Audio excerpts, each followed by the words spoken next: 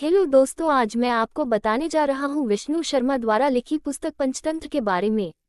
परिचय। पंचतंत्र एक अद्भुत और कालजयी रचना है जिसे महान विद्वान विष्णु शर्मा द्वारा लिखा गया था।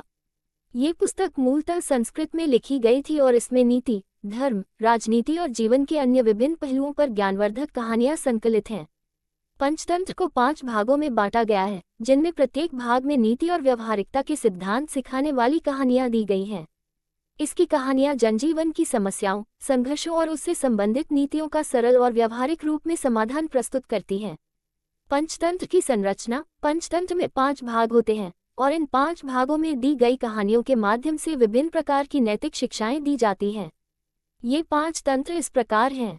1. मित्रभेद, दोस्तों के बीच फूट। 2. मित्रलाभ, मित्रों का महत्व। 3. काकोलुकियम, कौए और उल्लुओं की कथा। 4. लब्ध प्रनाश, जो प्राप्त हो उसे खो देना। 5. अप्रीक्षित कारक, बिना जांचे परखे किया गया काम। अब हम इन 5 तंत्रों के प्रमुख तत्वों और कहानियों का सारांश प्रस्तुत करेंगे। 1. मित्रभेद, दोस्तों के बीच फूट।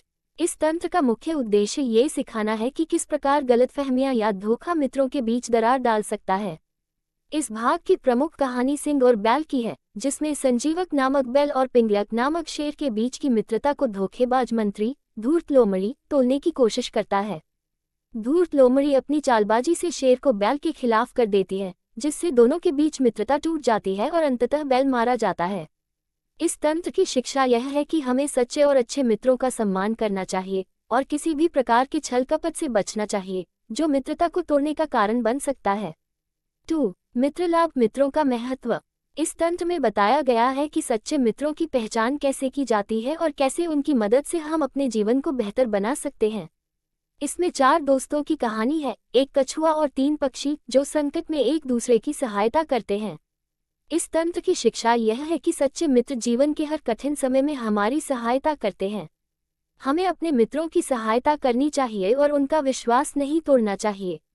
मित्रता का सही लाभ तभी होता है जब हम एक दूसरे का सहयोग करें।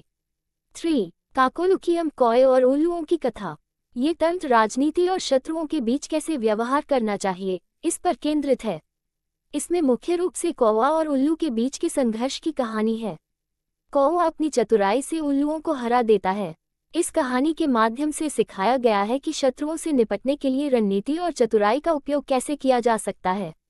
इस तंत्र की शिक्षा यह है कि शत्रु को पराजित करने के लिए केवल शारीरिक शक्ति पर्याप्त नहीं होती, बल्कि चतुराई और सही रणनीति का भी महत्व होता है। हमें अपने शत्रुओं की चालों से सचेत रहना चाहिए और धैर्यपूर्वक उनके खिलाफ योजना बनानी चाहिए।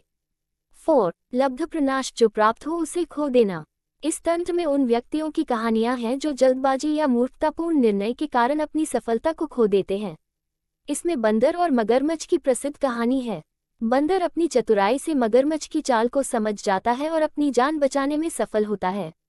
इस तंत्र की शिक्षा यह है कि हमें कभी भी अति आत्मविश्वास या मूर्खतापूर्ण निर्णय से अपनी सफलता या जो कुछ भी हमने प्राप्त किया है, उसे खोना नहीं चाहिए।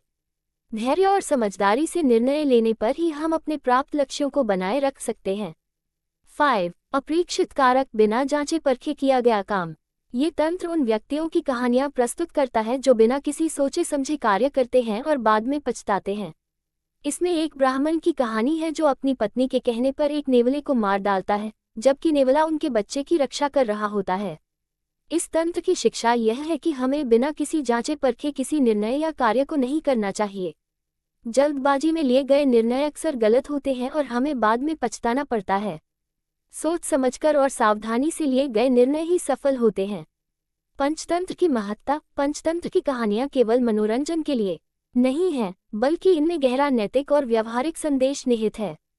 ये कहानियां हमें जीवन में सही और गलत के बीच का फर्क समझने में मदद करती हैं और हमें नैतिकता, चतुराई और व्यावहारिकता के महत्व से अवगत कराती हैं। पंचतंत्र की कहानियां आज भी उतनी ही प्रासंगिक हैं जितनी हजारों साल पहले थीं, क्योंकि ये मानव स्वभाव, समाज, राजनीति और नैतिकता के स्थायी सिद्धांतों पर आधारित हैं।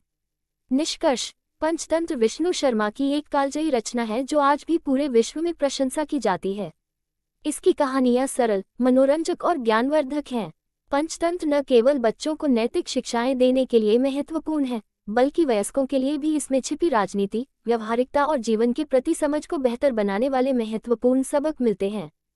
ये ग्रंथ मानव जीवन के लिए एक मार्गदर्शक की तरह काम करता है, जिससे हम सही निर्णय लेने और एक बेहतर जीवन जीने की प्रेरणा प्राप्त कर सकते हैं।